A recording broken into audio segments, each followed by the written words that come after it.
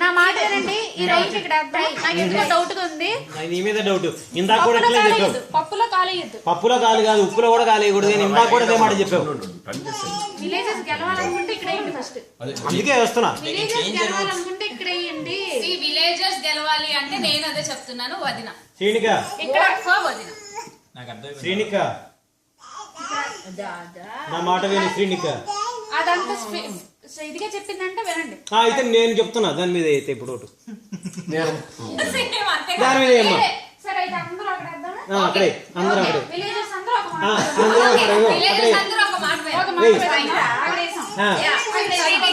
Srinika Srinika